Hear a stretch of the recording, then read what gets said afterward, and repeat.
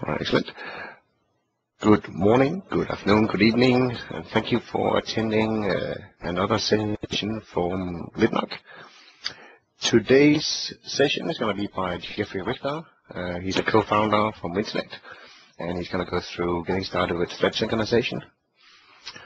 Before we head over and hand all over to Jeffrey, so I'll take a few minutes for some housekeeping. First off, thank you to our sponsors for their continued support. Goes to shout out to Orgsweb, Telerik, and PostSharp for their continued support. Thank you very much, guys, and hope that you will continue to support us in the future. Discovery, Intellect have a Discovery coming on in October, from the 18th to the 20th of October in Austin. Head over to intellect.com/discovery/Austin2011 for some more information, but you will see more of Jeffrey Richter, Jeff Precise, and John Robbins for 3 days of .NET content. But yeah, head over there and you can't miss out on some fantastic content from these guys. Some upcoming events is for August again.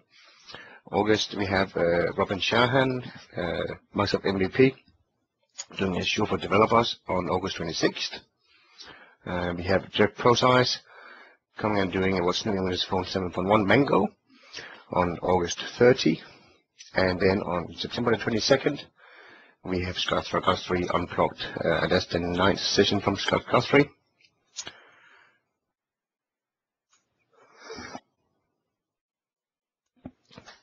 If you need to get hold of us, of course, on LinkedIn, there is the groups, the LIDNUG groups. Just search for LinkedIn user group, and you can easily find us. Or go to www.lidnug.org. There's more links up there as well, and that's also where we store the archives from our recordings. Facebook/LIDNUG, Twitter/LIDNUG, and info@lidnug.org if you need to email us. And again, thank you from the LIDNUG team, Inbar, Brian, Peter, Asad, and Will. Last but not least, we are looking for more fresh moderators to come on board. Please feel free to email me at brian@lidnug.org or just directly to info@lidnug.org if you're interested in becoming part of the LIDNUG community and helping out. And this is to do with our discussions and forums on LinkedIn. That being said, I want to hand over to Jeffrey Richter. Jeffrey, thank you very much for taking time out of your busy schedule to come and present for us. My pleasure. Okay, so I'm sharing my desktop now. Hopefully it's visible. Yes? Yep. Okay, good. Well, welcome everybody. So I'll first talk a little bit about who I am, then I'll talk a little bit about what it is we're going to talk about. First, this is going to be a talk about some thread synchronization stuff. It is brought to you by Wintellect. Wintellect, I'm one of the co-founders of Wintellect. We are a company that offers consulting, training, design, and debugging services. We've been around for 11 years now. We do a lot of work for Microsoft, a lot of the Orcus demos, for example, or Visual Studio 2005 demos that Steve Ballmer showed on stage when Visual Studio 2005 was announced. Our company produced a lot of those. We'd like to do some stuff for your company too. I am Jeffrey Richter. As I mentioned, I'm a co-founder of Wintellect. A lot of people know me from the various books that I've written over the past about 20 years or so. I've written about 15 books. The two most recent of my books, I show the covers for them on this slide here. My CLR via C# 3rd edition came out last year, updated for .NET 4.0 and Visual Studio 2010. That's my most recent .NET programming book. And prior to that, my Windows via C, C++ was last updated for Windows Vista, is my native C, C++ programming book for doing things with the Windows operating system. I also do a lot of consulting work myself. I actually live in Kirkland, Washington. My house is just 3.5 miles away from Microsoft's main campus. And I was 8 years consulting on the Common Language Runtime team. And the past 3 years, I've been working on a feature that I'll be shipping as part of Windows 8. And there's many ways for you to contact me. I have Facebook accounts and Google Plus accounts and Twitter and LinkedIn, and I have a blog over here, and here's my email address down below. And please feel free to befriend me on Facebook or Google Plus or follow me on Twitter. I'll tell you I use Facebook and Google Plus most often, and Twitter not that often. But so you're better off on Facebook or Google Plus. And I don't do that much talking on those platforms anyway, but occasionally I'll put some stuff in there. I'll announce some things that I'm doing and things like that. And blogs are, of course, where I write technical content, and I post things up there for everybody to read and see. So that's it for me. Now, before I start going into the technical content here, let me tell you that the Wintellect has its DevScovery conference that we're doing in Austin, as Brian mentioned a little while back. And at that conference, I will be doing a very large thing about thread synchronization. It's several hours long. So you're really, or what I'm showing you here is like the first hour, 45 minutes to an hour of that presentation, just to kind of get you a sense of it. I actually have a whole 2-day threading class which I make available to customers. And if you were to go to the Wintellect website, you would see this talk called Mastering.NET Threading. It has a full 2-day syllabus on it. And really, I'm just going to give you a piece of this bullet right over here is what we're going to cover this morning. But this class goes into a lot more things related to threadings and the cost of threading and how to build scalable software services like ASP.NET or WCF services. It also goes into how to build responsive user interface applications like Silverlight and WPF and Windows Forms. And it's really the whole, soup to nuts thing about how to really design really high-performing, low-resource using software, both client-side as well as server-side. So if you're interested in that, and we teach this at your company, and we also offer a couple of publics throughout the year too, and they can be virtual, where you can sign up and come to this 2-day class. Okay, so now, without any further ado, I'll mention one more thing. As I speak, if anybody has questions, feel free to put your questions in the Q&A manager over here to ask them, and periodically I'll be looking at this to see if there's any questions, and I'll stop, and I'll read the questions, and then I'll give an answer to them. So we can kind of keep it very informal, and feel free to ask questions that way. Okay, so let's begin now with the technical content. So, thread synchronization mindset. Synchronization, what its purpose is to prevent corruption of data when 2 or more threads can access that data, and the key here is at the same time. Thread synchronization is really all about timing. And if you have one thread that's going to touch some piece of data and another thread that will touch that piece of data, but you know that they're an hour apart, then you don't have to worry about any synchronization to that because it cannot happen at the same time. The problem is timing. And a lot of times people ask, so why aren't there better tools or programming languages or runtimes or class libraries that can analyze my code to see if my code is doing all the thread synchronization correctly? And the reason why those tools can't exist is because this really has to do with things that are happening at runtime, and it has to do with timing. And these tools can't say, well, here's a piece of code. Can multiple threads be executing the same function at the same time? Tools can't possibly determine that. And so that's why there are no tools for this, which means that the hard work of making sure that your code is thread safe is up to you, the software developer. Our tools can't really assist us with this very much at all. And as I say, it all has to do with timing.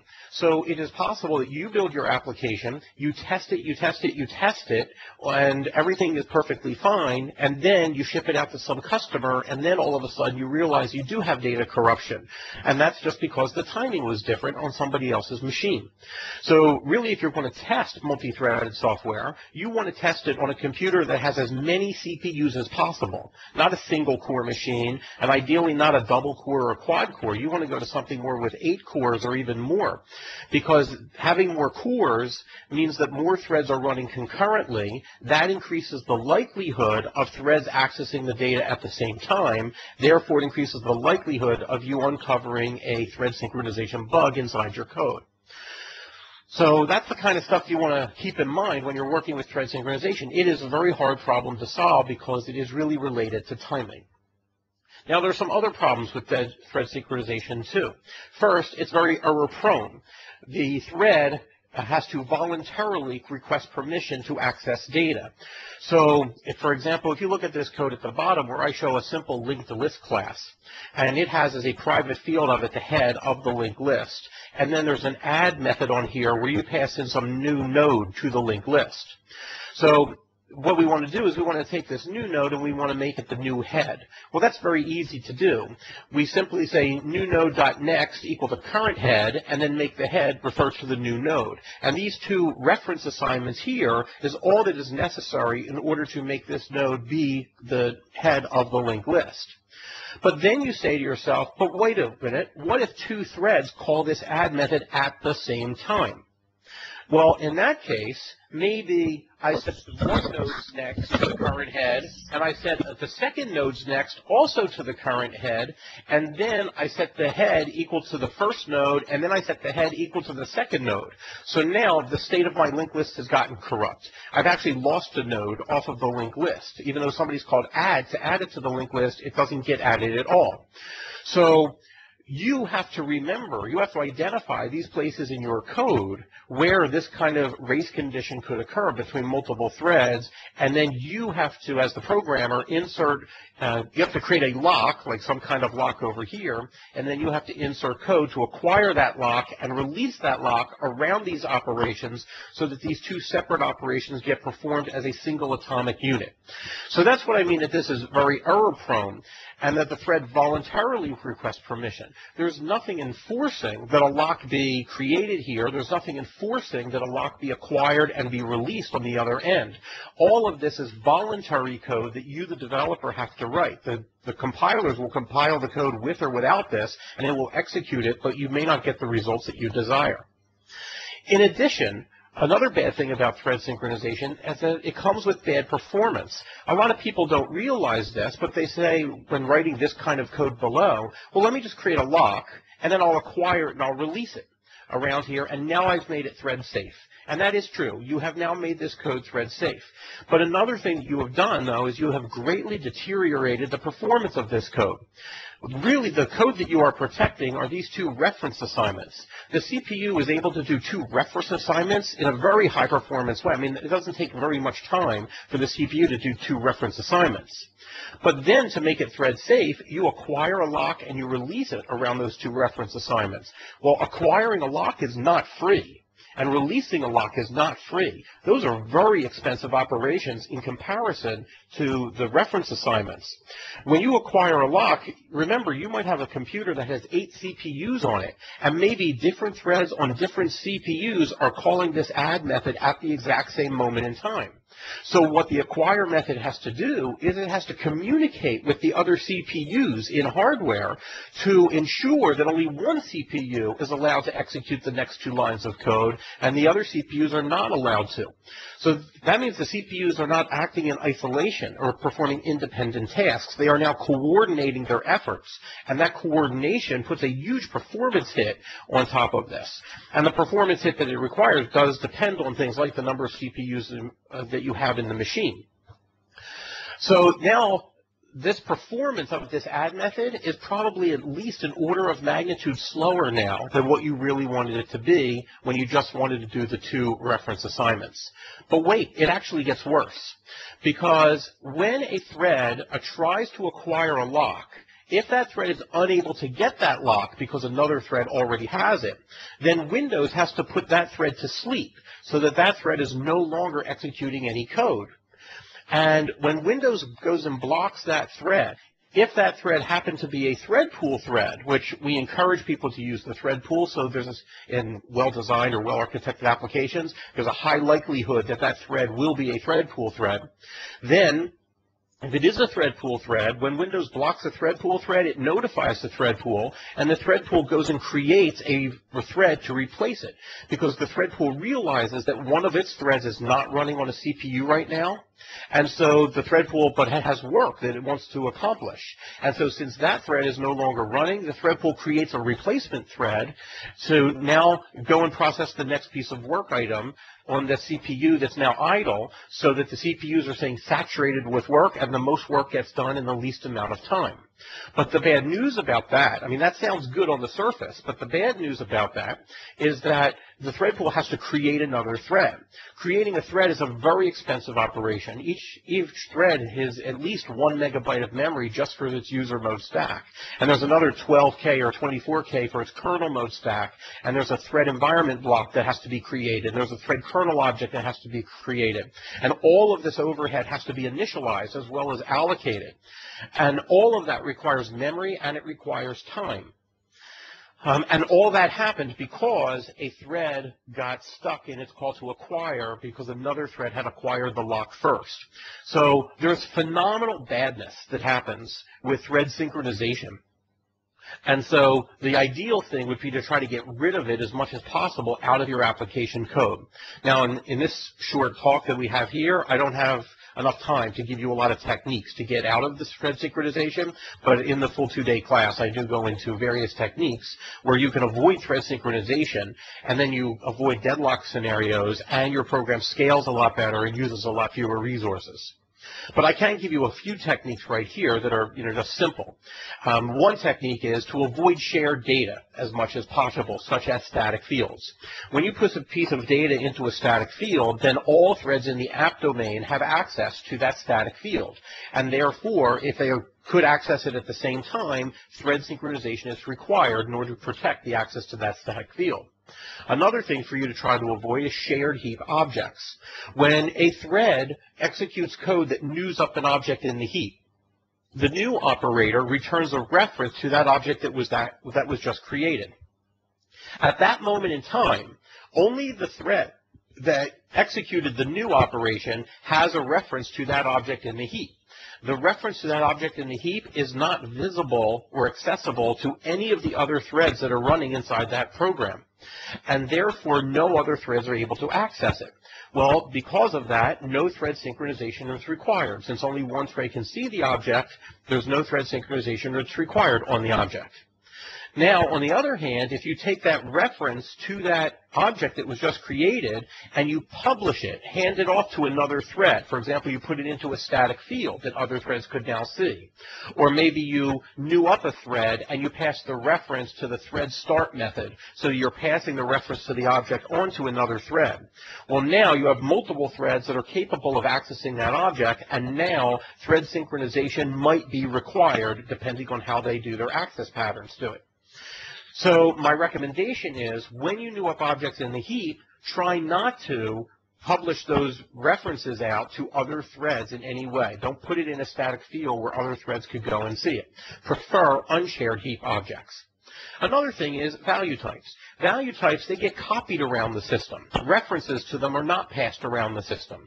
And so since they are being copied around the system, if you give a value type to another thread, you're really giving it its own copy. And therefore, no thread synchronization is required around the access to the value types.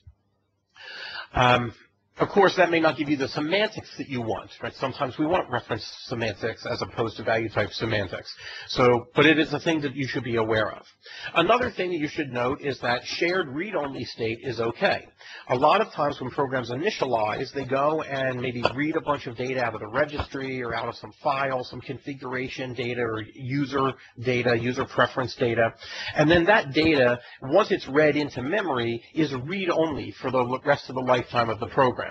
So the program initializes and creates these data structures with this information. Then from that point forward, after initialization, the data is read-only.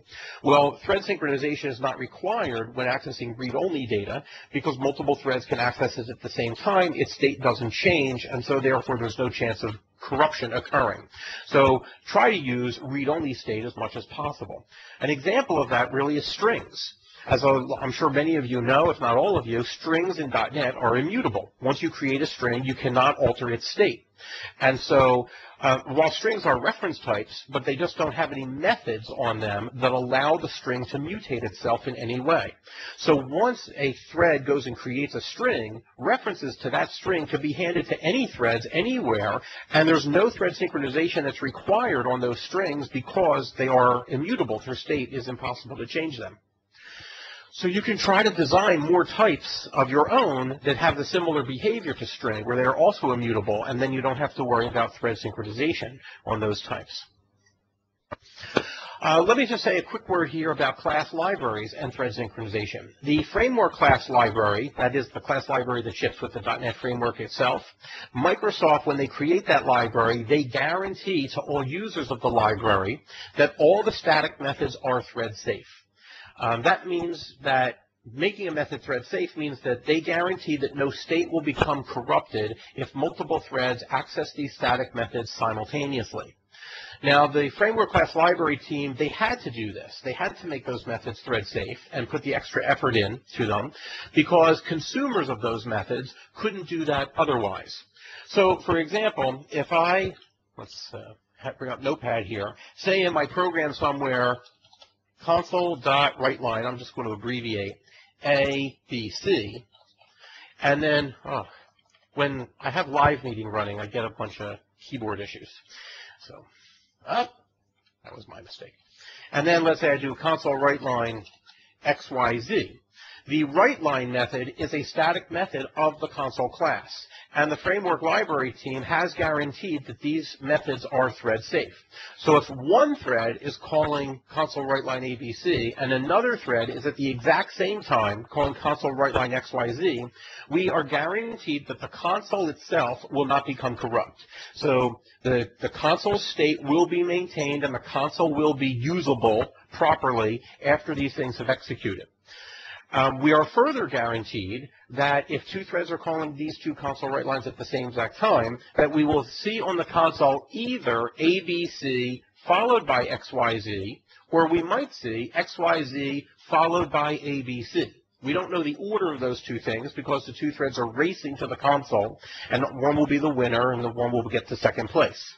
So we know it will either be ABC followed by XYZ or XYZ followed by ABC. But because the console class is thread safe, we are guaranteed to not get this, which is really good, because a possibility could be A, X, Y, B, Z, C. That could have been a possibility, but because the console write line is thread safe, that is impossible. So we can much more rationalize about the domain of output given the inputs that we have due to this thread synchronization that the class library team at Microsoft has done for us. Now, I do want to say that making these static methods thread safe does not mean that every method takes a lock. Thread safe really just means that no state will become corrupted. There's a bunch of static methods in the class library that are thread safe that do not take locks. The math class, for example, math.minimum, math.maximum, math.sine, cosine, tangent, all of those methods on the math class, they are static methods. They are all thread safe. None of them take a lock internally. Now, the reason why they don't take locks internally, like math.min, math.max, is because you get the minimum of some integers, the maximum of some integers, and integers are value types. And so the arguments are being passed in by value all the time to those methods. So because they were value types being passed by value, each method got its own copy of the state. There was no possibility of state being corrupted there. And of course, we want to try to create methods that do not take locks because the lock is overhead itself, first in terms of memory and in times to create it, later to destroy it by the garbage collector. But in addition, every time you enter and leave that lock, acquire or release the lock, there's a performance hit there too. So we want to try to avoid locks in our program as much as possible for scalability's sake. The next point I want to make here is that the framework class library does not guarantee that instance methods are thread safe. The reason for this is because, well, you get one much better performance. I mean, if Microsoft's class library team had to ensure that, let's say, all the methods on file stream and on network stream and on all the collection classes, if they had to ensure that all of those things were thread safe, they would be creating locks all over the place. And those locks would be entered and leaving constantly. And even when there's no contention on a lock, there's a big performance hit of acquiring and releasing that lock. So the performance of the system would have just gone horribly wrong.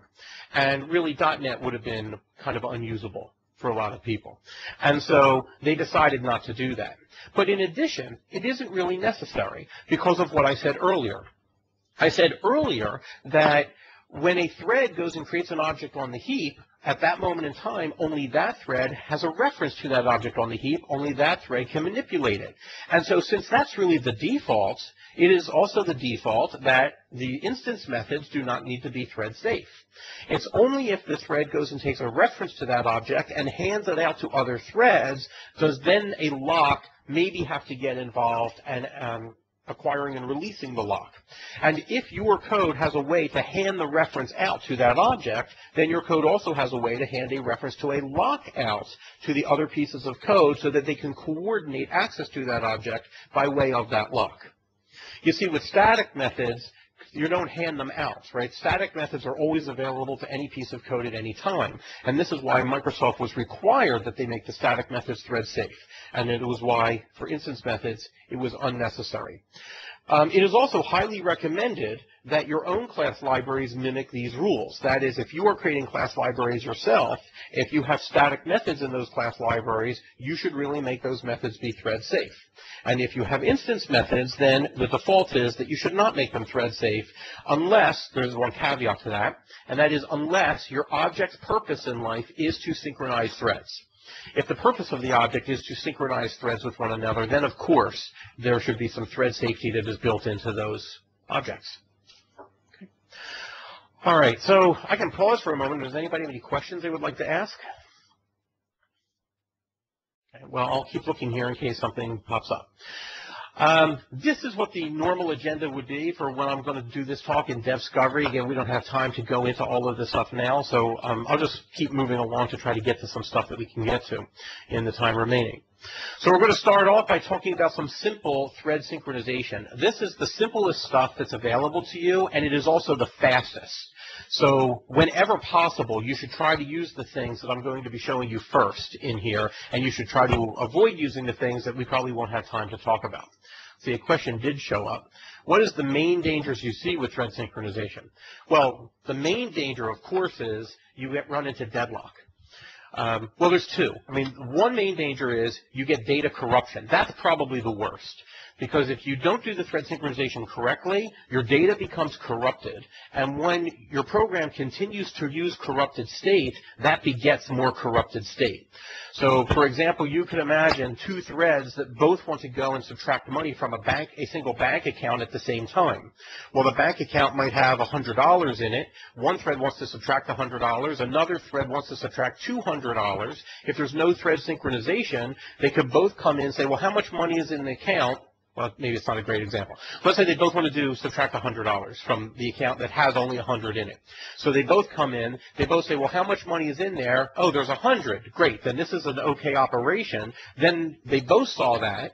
Then they both subtract 100, but now the account has negative $100 in it because you didn't do the synchronization correctly. So that's probably the worst case scenario, is you get data corruption. The second scenario that's bad, though, is you end up with deadlock. I think that's actually a much better place to be, where you don't do your synchronization correctly, some thread blocks, it never gets awakened. I mean, the good news about that is because it never wakes up, it doesn't get a chance to corrupt state. And that's a better place to be. Running with corrupted state is really, really horrible, and usually very hard to come back from. We can ignore that. Okay. So let's continue on. So what I want to show here is a piece of code, and I have it in Notepad. It's fairly simple. I want to walk through the code, and I want you to take away the intention of the code. So first, it's very simple console program. Here's my main method right here where my primary thread will start running. Inside main, I say console write line. We're in main method, and we're going to let the worker run for 5 seconds. Then what I do is I new up a thread. And that thread is going to execute this method here called worker, which is right down below. After I new up that thread, I immediately call start on the thread so that a new thread will be created, and that new thread will start executing this worker method. So at this point, I will have my primary thread executing the code up here, and I will have this secondary or worker thread executing the code down below. Now, what the primary thread does next is it calls thread sleep 5,000 milliseconds. So that's going to cause the primary thread to stop running on a CPU for 5 seconds in time. So during that 5-second period, this worker thread will own the CPU, if you will, and it will just run for 5 seconds. Now, what is this guy doing? Well, the worker thread has a variable in it x, which I initialize to 0. And then it has a while loop. In the while loop, it is checking this variable s_bar stop worker. I always prefix my static variables with s_bar so I can easily identify them as statics. And here's where I've declared this static int32 stop worker, and I've initialized it to 0. Now, this is an int32, but I am treating it like a Boolean. So 0 means false, and 1 means true. I've initialized this to false, saying I do not want to stop the worker. So this says, well, while we don't want to stop the worker, then let's let it run. So I just add 1 to x, and then I just let the while loop keep looping around.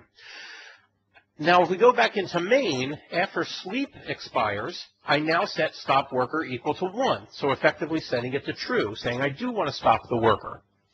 And then in main, I say, okay, we're waiting for the worker to stop, and then I call thread.join here, which causes the main thread to block until the thread T, the worker thread, has finished, has returned from the worker method. So really what I'm doing here is I'm starting a thread, I'm letting that thread run for 5 seconds. So basically I'm saying how high can I count up to in 5 seconds. Then I'm going to tell the worker to stop. And then the worker is going to say, I stopped, and after 5 seconds, I got to this number. And it will tell me how high it was able to count up to in a 5-second period of time. All right, and then again, we are waiting for that worker to terminate, and then we would return from main, and then the whole process would stop running. So let me hit File, Save, so that you know that this is the version of the code that I have saved on my disk.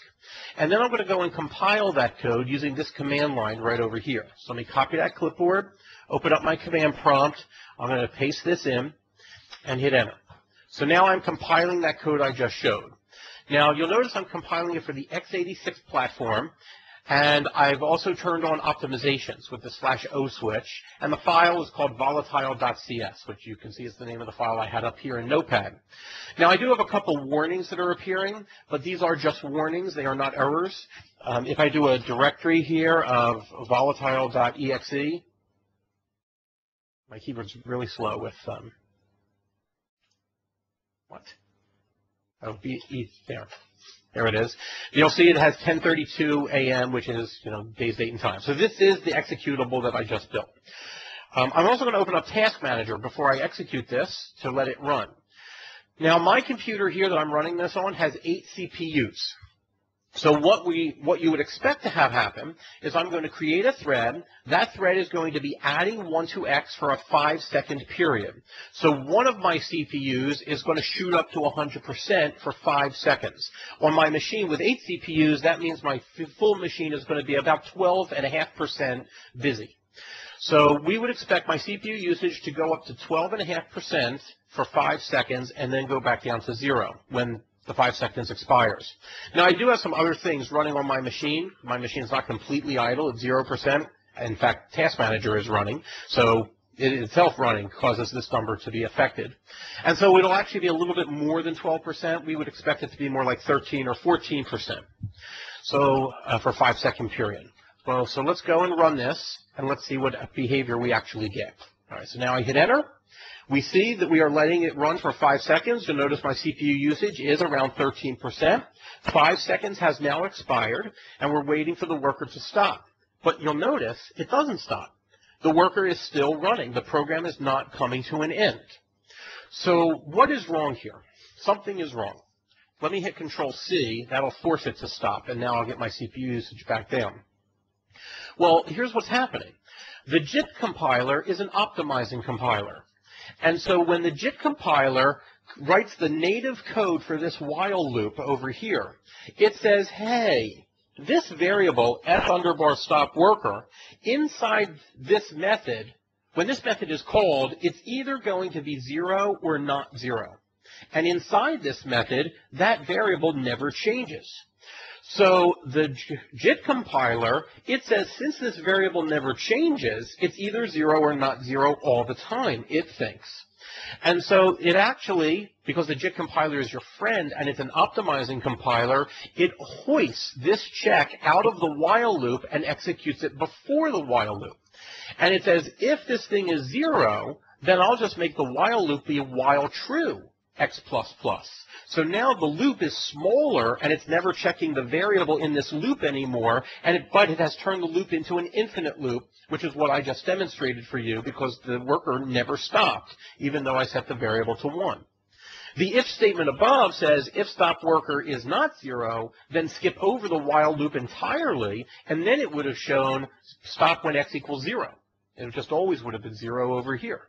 So here you see that the C# compiler, the JIT compiler, and even today's modern CPUs themselves are optimizers. They optimize your code. And they optimize it, making your code smaller and faster, which we like that, but also in a multi-threaded scenario, though, that can break some of our code. And here we see that it is actually broken, where our code is not exhibiting the behavior we want it to because of this optimization that was put in here. Now, let me demonstrate a couple other things to you. Let's go and recompile this code. So I'm going to come over here, move that out of the way, and now, instead of compiling it with optimizations on, I will turn optimizations off. So I'll say /o minus. That turns optimizations off. So I hit enter. I get my same warnings again, but I did build it. And now if I run the executable, now look what happens. My CPU goes to 13% for 5 seconds, and then after 5 seconds, it actually does complete, and the program stops. So here, because we turned optimizations off, when the jitter produced the native code, it said, oh, I shouldn't optimize this code, so it left the test of the Boolean of the int32 variable inside the while loop. And in fact, this is particularly interesting, I think, because when you do a debug build of your application, optimizations are turned off, but when you do a release build of your application, optimizations are turned on. So for this particular case, your program would work correctly and give you the behavior you want in a debug build, but would fail to work correctly in a release build. So that's definitely something you want to be aware of. Now, let me do another example. Let me come over here. I'm going to turn optimizations back on, but I'm going to change the CPU to x64 instead of x86. And now recompile the code, and now run the new version of the code. So now look what happens.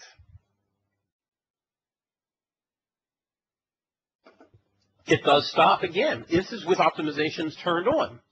So what's happening here? What's happening here is the x64 JIT compiler was introduced in 2005. The x86 JIT compiler was introduced in around the year 2000, 2001. And so the x86 jitter is about 5 years more mature than the x64 jitter. Because it's more mature, it has more optimizations built into it. So today, if I run this program, even with optimizations on an x64, the particular optimization of hoisting that check out of the loop is not being performed today. But it's possible in the next version of .NET, where the x64 jitter is more mature, that optimization may be in there. And so my program, which is working great today on x64, might actually fail with the next version of .NET. Now, in reality, there's a bug in my program. And my program is not technically correct. The fact that it works at all in unoptimized builds is really just lucky. And I really should fix this program so that it works correctly all the time. And I'm going to show you how to do that in just a moment. Before I do, I see there's a question. While running Volatile, actually none of the CPUs went to 100%. It looked like 4 of them went to 25%. What's up with that? Let's see, I didn't quite notice. So let me see. One of them should go to 100%.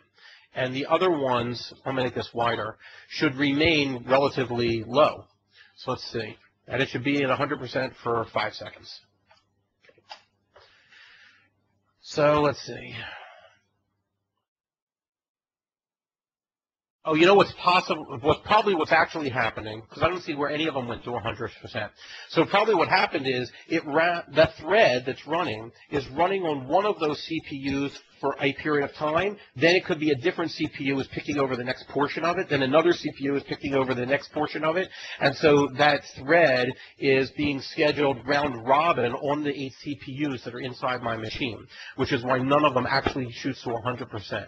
But you can still see that from the aggregate CPU usage that we did, in fact, go to 12%. I'm a little surprised to see that because I know Windows had some optimizations in where it'll try to keep a thread running on the same core over and over and over again. So I would have expected it to be, for one of the cores, to actually go up to 100% for 5 seconds.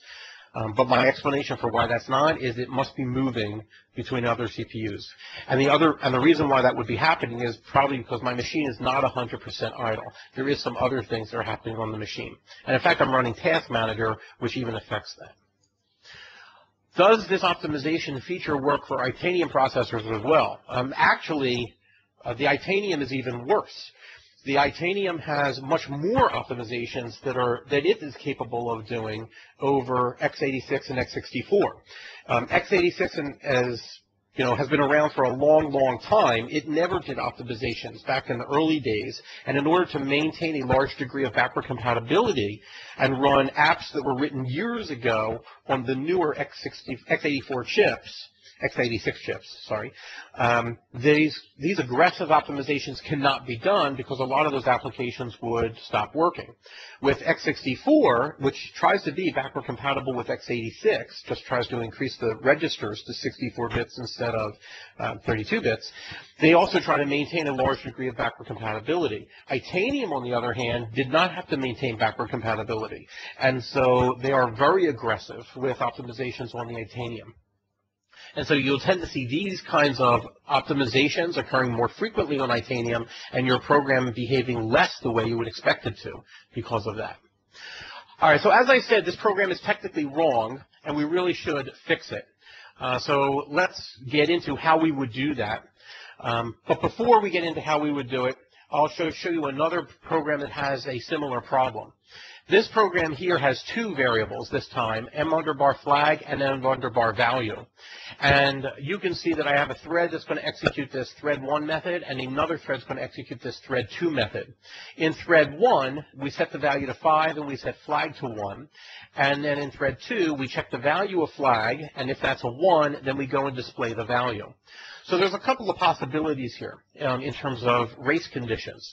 A thread could execute thread1 first, and then another thread could execute thread2 second. If that happens, flag would be 1, and we would see the value 5 displayed on the console window. Another possibility, though, is that thread 2 executes first and thread 1 executes second. If thread 2 executes first, then flag would be 0, since it's initialized to 0 up above, and therefore we would not display anything at all. So nothing would be displayed. So if in one scenario, nothing gets displayed. In another scenario, 5 gets displayed. Oops, sorry, went too far. There's actually another possibility, which is you could get a 0 over here. Now, it's actually 2 ways that you could get a 0. It turns out that when a jitter, or the C# compiler, or the CPU for that matter, when they produce the code or execute the code for this method over here, thread 1, they could, for whatever reason, reverse the order of these operations. Right? Really what this says is thread 1's job is to put a 5 in value and to put a 1 in flag. You wrote it in a particular order, but really the purpose of thread 1 is to do these 2 things, and order doesn't matter. And so the compilers could actually reverse the order of those operations. And it could be that it doesn't actually reverse the order, but these things are actually occurring in the CPU's cache. And then the CPU lazily flushes values from its cache out to RAM. And when it does that, it could have actually flushed flag first and then value later. So even though you may write the code this way, even though it may execute this way, there are other things that could affect the order of these values actually being set. So if these things do execute in reverse order, then it could be that flag gets a 1 in it, then before the 5 goes in value, this code down here could execute. This code down here could see that flag does have a 1 in it, and then it could display what's in value, which was initialized as 0 and hasn't yet been set to a 5. And so now we get an actual 0 displayed on the console. And there's another way that we could get a 0 too, which I won't go into because I want to get to some solutions and not just show a bunch of problems. So let's get to the solutions of this. The solutions to this problem here is to use these functions on the thread class. There's thread volatile write and there's thread volatile read. There's also thread memory barrier, but that's much less commonly used. So I'll stick with volatile write and volatile read. And when threads are communicating using shared memory, you should write the last byte of that shared memory with a call to volatile write. And you should read the first byte with a call to volatile read. And when you do this, you are making your code thread safe. So now let me come here back to our code in Notepad. So when threads are communicating by way of shared memory, so I have a thread here that's accessing stop worker, and I have a thread here that's also accessing stop worker. So stop worker is my piece of shared memory. Well, the write should be done using a volatile write. So I'm going to change this to thread.volatile write ref. You always pass by reference to these functions. Comma 1, like so. And now down here, I will say thread dot volatile read, and again ref on that. Close brace here. And now by doing this, these are special functions. Volatile read and volatile write, they are special functions. And what these functions do is they turn off various optimizations. And what this line of code says here is I want a 1 put into stop worker, which is really what the assignment did earlier too. But it really makes sure that it happens at this moment in time. Theoretically, this volatile write could have actually happened before the call to sleep or could have occurred after the call to write line. But by putting the volatile write call here, it ensures that it happens in between sleep and write line. But really what's more interesting for our scenario is the while loop test. By putting the volatile read here like this, it says this volatile read must occur right here, inside the expression of the while loop. So now the jitter cannot optimize this code and hoist the check out anymore. The jitter, when it sees this call to volatile read, says this read must be occurring right here in this code, and therefore it has to occur every time we loop around. So if I save this new version of the code, I'll come back up here to my original command line to compile it, switch over to the console window, and paste this in, and now hit enter. I've rebuilt the executable, and now if I run volatile.exe, and let's open Task Manager too, and now I hit enter, this is the version that did not work before, where it entered into an infinite loop, but now you'll notice it's fixed. And after 5 seconds, it actually does stop, and it's these calls to thread volatile read and volatile write that turned off those optimizations so that this now works all the time, every time. So this now works for x86, it works for x64, it works with optimizations on, it works for optimizations off, it works in a release build, it works in a debug build, it works all the time, every time, no matter what, it will always work. Works with this version of the jitter, it works with the next version of the jitter, it's always good.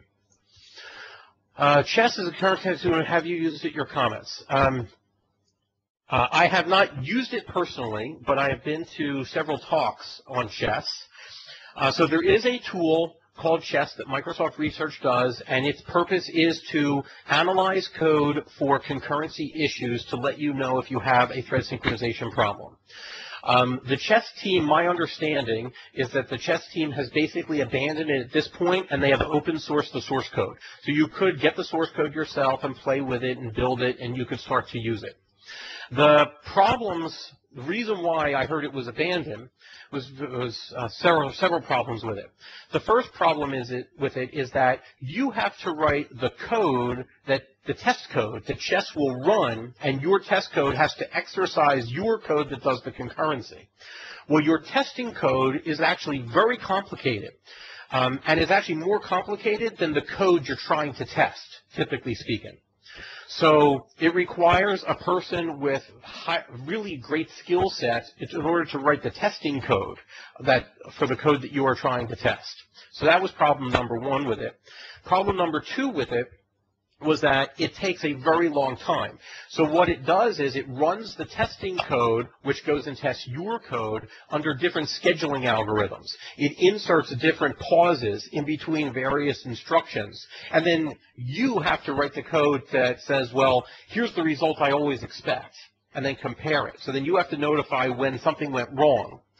And because it runs their same code over with these various schedules, the performance of it is horrific, and it could literally take days to execute something.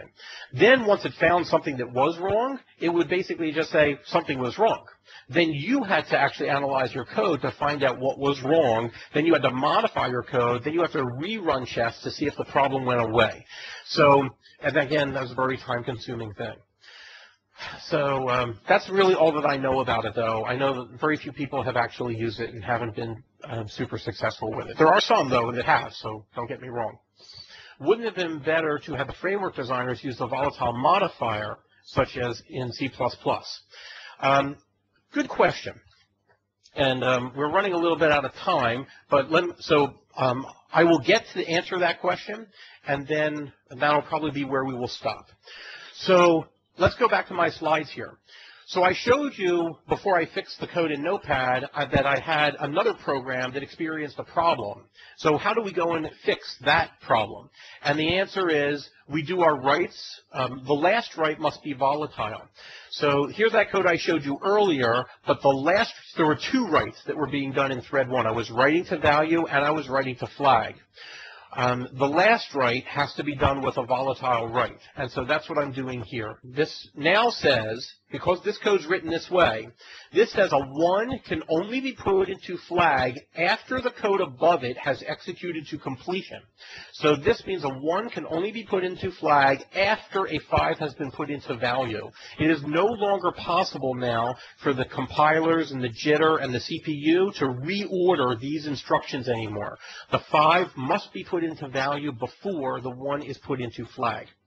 And in thread 2 down below, this says that after this read is when value can be read. So in other words, the value in value can only be read after flag has been read over here.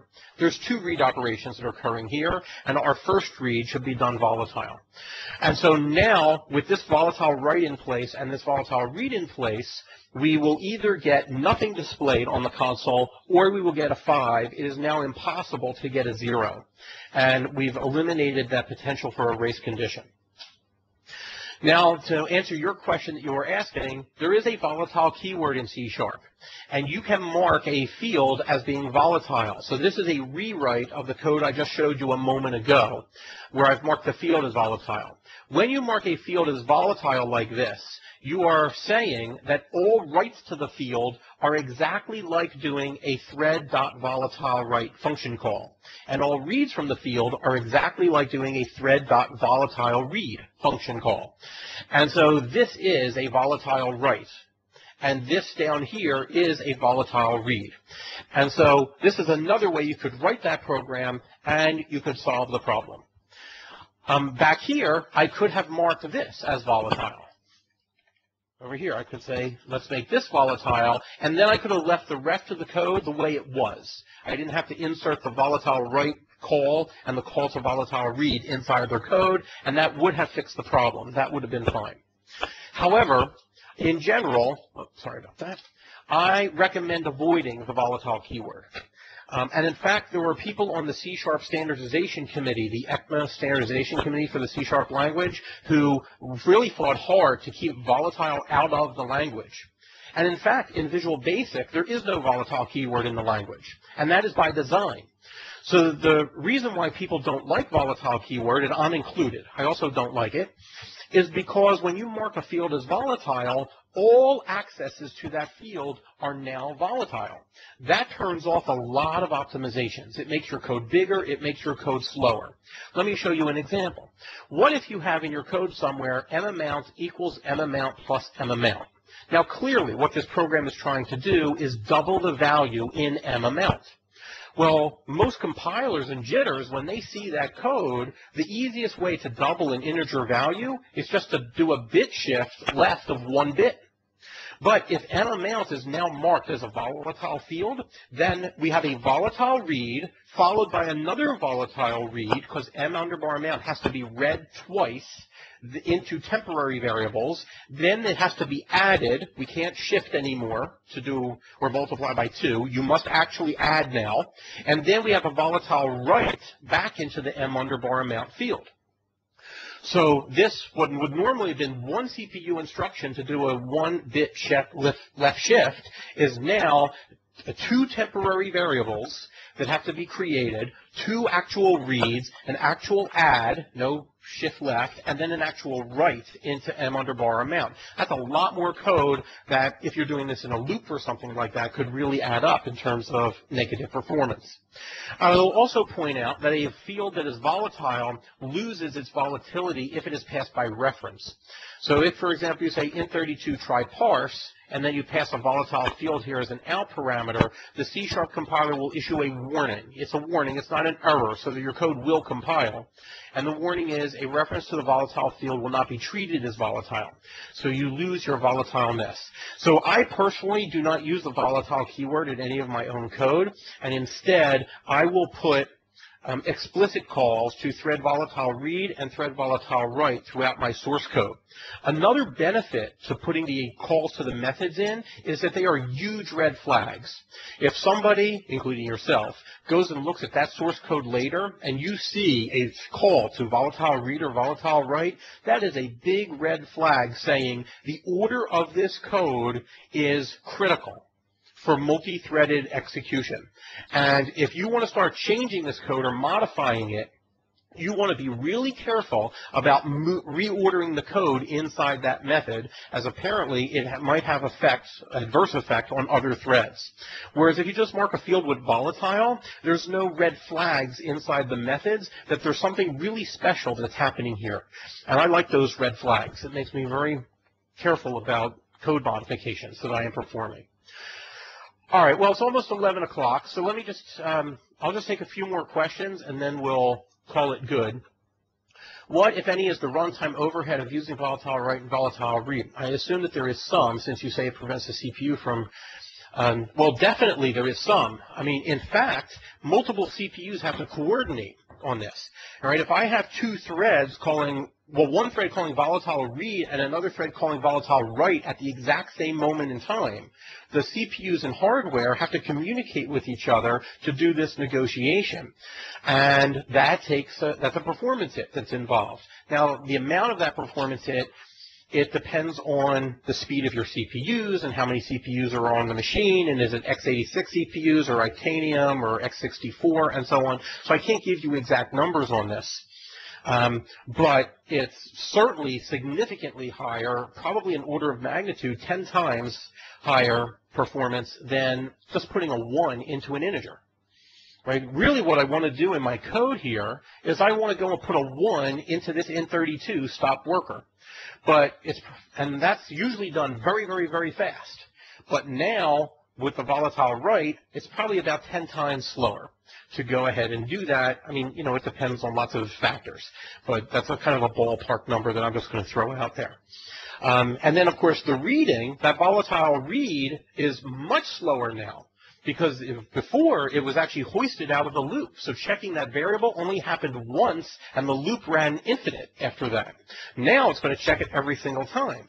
So, I mean, the performance of it is infinitely slower, theoretically, now because it's checking this, which it never had to do before, every time through the loop. But the code is correct. So people tend to prefer correct code over high-performance incorrect code.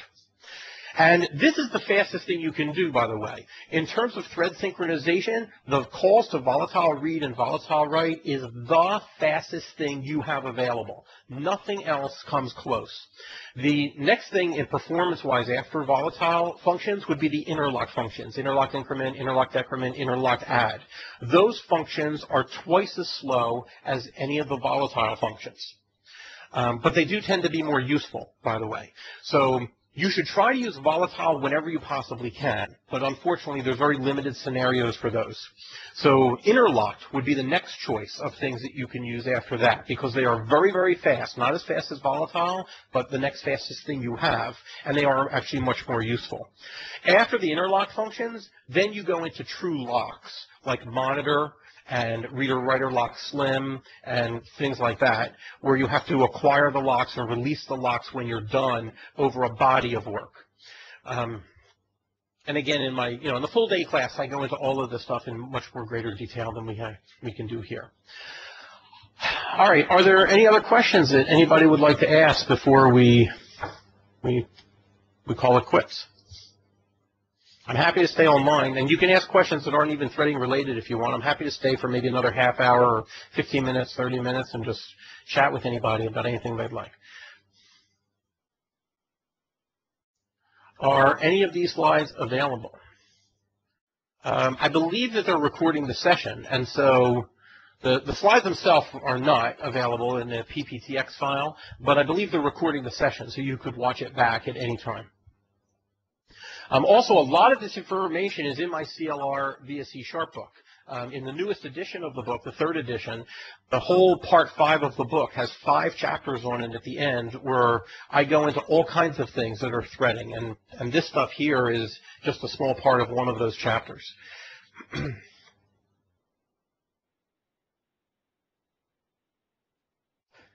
Anything else anybody would like to chat about?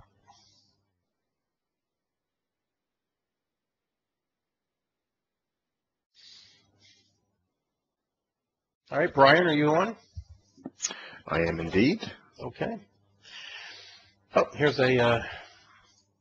is there a third-party threading library you would recommend? Well, I almost feel like that's a plant.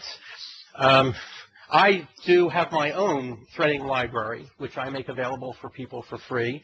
It's on the Wintellect website. It would be under Resources, and then Downloads. And right at the very top here is my own Power Threading library. This library is used very heavily by a lot of people, including people inside Microsoft. It has a class in it called my Async Enumerator, which allows you to do asynchronous programming using a space synchronous programming model. And that feature, in fact, is so heavily used that they're going to build it into the next version of .NET 4.5. But this works on .NET 2.0 or later, my library here.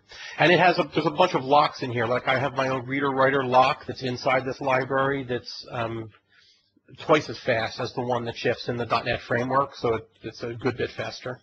And I also have some locks in here that don't block any threads either, so you can build applications very high performance using very little system resources.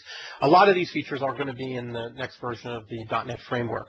But again, that will require you running on .NET 4.5 or later, and my library works on .NET 2.0 or later. And it's all free. And I have a Yahoo group where I give free technical support to anybody, so feel free to join that, and I answer questions all the time on that group, threading related, whether they're specific to the library or not. When a method is called asynchronously, what happens from behind the scenes in a threading context? Let me come back to that one because it's a little complicated. I'm looking at volatile, right? What does memory barrier do? So you can't really look at these methods in Reflector because in Reflector there are methods. You can CIL for them, but the JIT compiler looks for calls to these methods, and then the jitter spits out special CPU instructions. It does not emit native code to actually call the methods. So these methods are special magic methods. They're not like other methods in the .NET framework. So you can look at them in Reflector, but that's not the code that will actually execute at runtime. If you want, you could make a call to these methods and then look through the disassembly, the x86 or x64 code that got produced by the jitter to see what actually happens. And in fact, one of the benefits is you won't actually see a method call for a lot of them because it inlines the code. Make sure you're looking at an optimized build. Don't look at the bug build. But in an optimized build, you won't even have the actual method call. The overhead of that goes away because it becomes a special CPU instruction. So now let me go back to this. When a method is called asynchronously, what happens from behind the scene in a threading context? Well, there's several layers to this question. Usually what happens when a method is called asynchronously is a thread, well actually I'm not exactly sure what you mean by the question.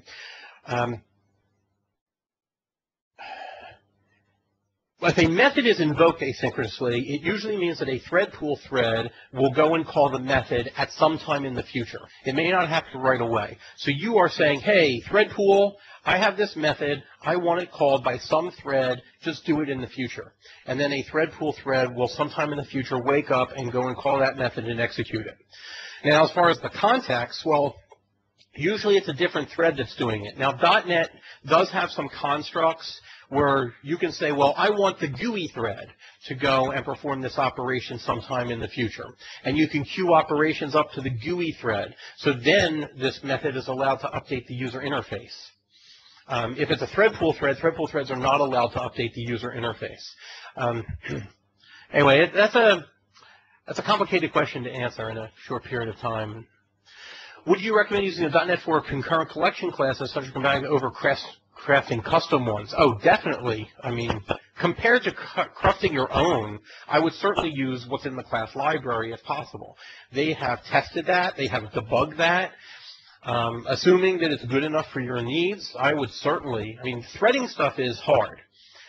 Even I've been doing it for 20-some years now, and I'll have some code that's working perfectly fine, and then I'll take another look at it on another day, and I'm like, oh, wait, there's a bug right there. So I think at this point, I'm really good at it, and it's hard for me to, I mean, usually I produce it bug-free, but occasionally, certainly, a bug will still get introduced.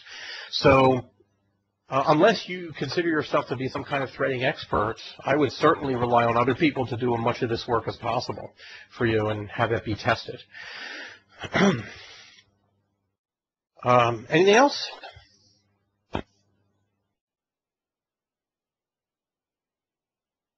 All right, Brian, you can step back in. Excellent, excellent. Thanks for that. Oh, of course, now another question just showed up. There you go. Take it on. All right, I'll answer this one, and then I'll be done, and then Brian can take over. What does an unkind exception in a background thread? Why does it? So this is a good question. In .NET 1.0 and .NET 1.1, when a thread pool thread had an unhandled exception, the runtime swallowed that exception and kept the application running. That was really stupid. And the reason why that's stupid is because an unhandled exception means something happened in the program that you did not expect. What is very likely now is that state has gotten to be corrupted somewhere. Imagine a function that goes and subtracts $100 from one account and then adds $100 to another account.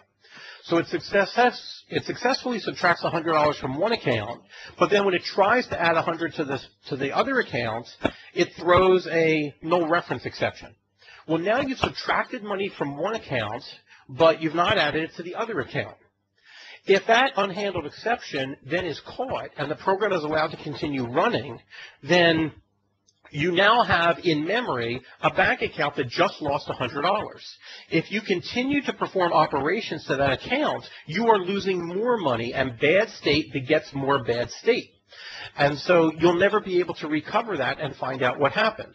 So they changed it in .NET 2.0 so that when an unhandled exception occurs, the program crashes so that any state that's in memory that has not yet been persisted to disk, that state gets destroyed.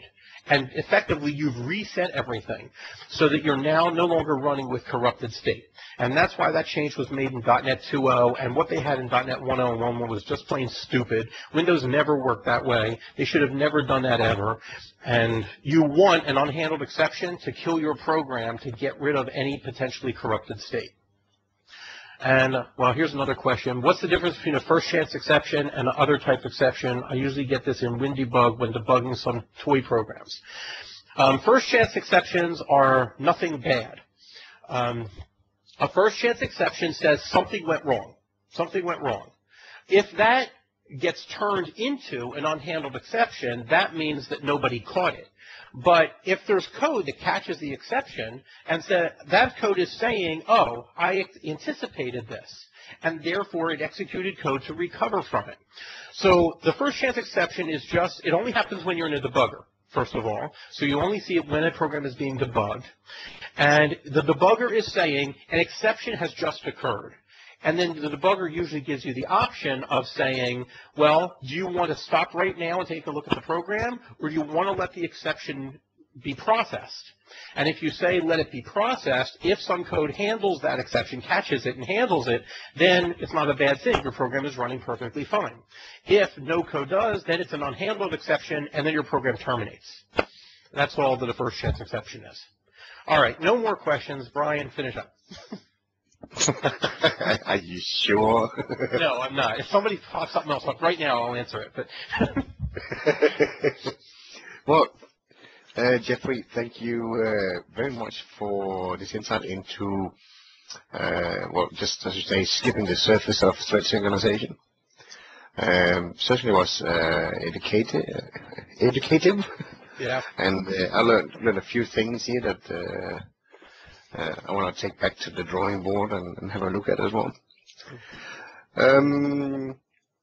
Quickly, just want to mention, as you did before, the upcoming Discovery on the 18th to the 20th of October in Austin.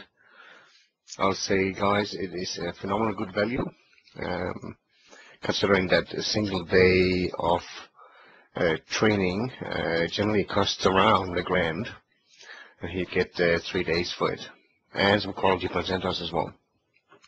And we offer one-on-one time too, if anybody wants to meet with us and just chat. It's a great experience. We all have a lot of fun. Excellent. Well, thanks everybody for turning up. As usual, I'll be here for a little while. I think Jeffrey might be popping around, but might be leaving. If nothing else, feel free to send me any emails if you have any questions about our events. And also, it will be uploaded to www.lidnug.org/archives.aspx. And thank you guys, and now in the recording.